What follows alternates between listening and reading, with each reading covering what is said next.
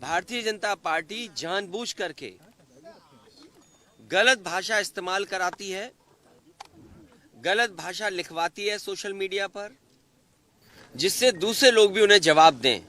Bharatiya Janata party को अपने लोगों को भाषा सही इस्तेमाल करें और उनका दूसरों के प्रति अगर गलत भाषा का इस्तेमाल होगा तो दूसरे ने भी गलत भाषा का इस्तेमाल हुआ है और किया है। पुलिस प्रशासन से लेकर के सब भारतीय जनता पार्टी के कार्यकर्ता बन के काम कर रहे हैं। उन्हें नियम कानून न्याय से दूर दूर का कोई रिश्ता नहीं है। मैं जब वहां पहुंचा हूं पुलिस मुख्यालय पर, कोई नहीं दिखाई दिया मुझे। पुलिस मुख्यालय खाली पड़ा हुआ था। अगर पुलिस मुख्यालय पर कोई सुनने वाला नहीं है तो उम्मीद करो उत्तर प्रदेश में किसकी सुनवाई हो रही होगी। पुलिस मुख्यालय पे कोई नहीं दिखाई दिया। जो जिम्मेदार अधिकारी थे एक भी नहीं था। वो लगता जो मुख्यमंत्री जी कहते थे कि 12 बजे सो के उठते हैं, वो अपने अधिकारियों के बारे में कहते थे। कोई जिम्मेदार अधिकारी हमें दिखाई नहीं दिया मुख्यालय पे, जिससे हम लोग अपनी शिकायत कर सकते थे या न्याय की बात करते। और जैसा मैंने पहले कहा, पूरा पुलिस प्रशासन भारतीय जनता पार्टी बन गया है और भारतीय जनता पार्टी के इशारे पे काम कर रहा है। अब 3 घंटे अंदर से पुलिस से क्या बातचीत हुई आपकी? क्या आपने उन्होंने पुलिस मुख्यालय पे कोई जिम्मेदार अधिकारी नहीं था। जेसीपीएलओ जो पहुंचे थे उनसे कोई बातचीत? पुलिस अधिकारी कोई जिम्मेदार नहीं था। हमारी जो मांग थी कि जो भारतीय जनता पार्टी के जिन लोगों ने गलत भाषा का इस्तेमाल किया उनके खिलाफ भी कार्रवाई हो, और उन्होंने आश्वासन दिया है कि उनके खिलाफ भी कार्रवाई होगी। कौन कौन लोग हैं? हमने तहरीर दी है। कौन कौन लोग हैं? नाम नहीं, नाम मैं नहीं ले रहा हूँ, मैंने तहरीर दी है। जो भी भारतीय जनता पार्टी के लोग हैं जो गलत भाषा का इस्तेमाल कर रहे हैं उनके खिलाफ भी कार्रवाई हो। कितने लोग के खिलाफ तहरीर दी गई है?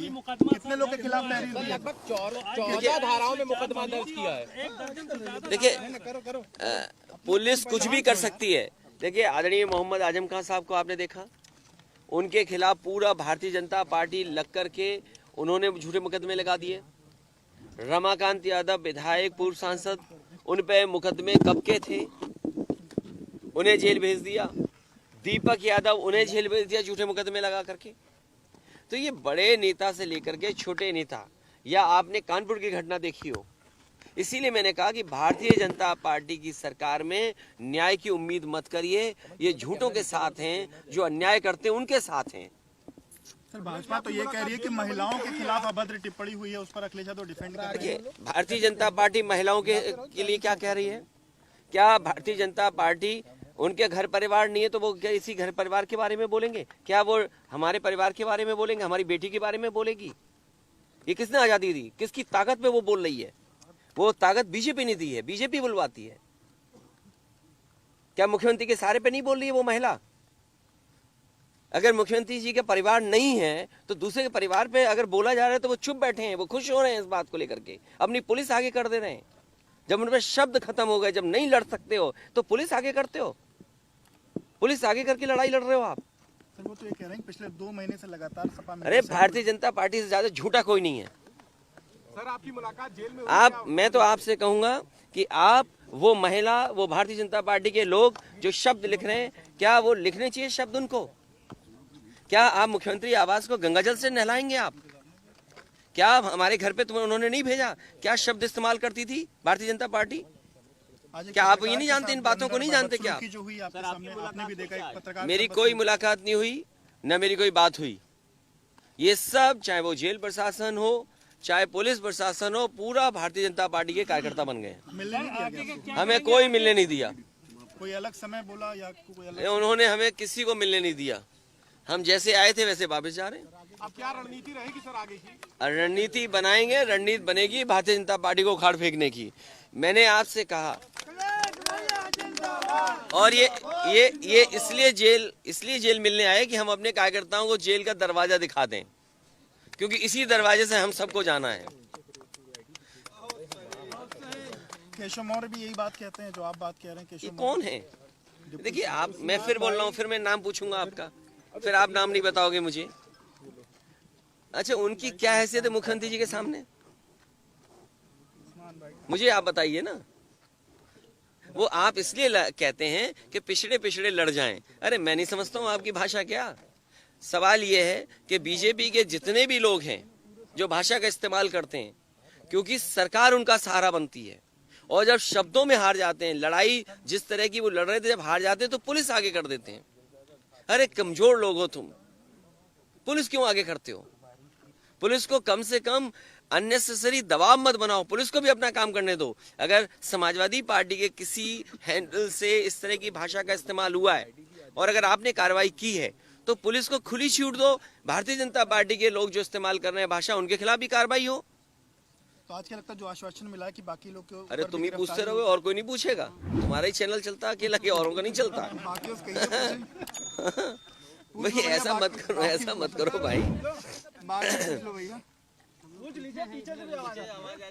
नहीं, इनका चैनल तो वो है, तो वो सब जानते। तुम्हारे चैनल के लोग क्या भाषा इस्तेमाल करते तुम भी जानते हो। सर वो तो आप भी जानते हैं। मैं बिल्कुल जानता हूँ, और इसीलिए पुलिस का सहारा लेता है वो भी।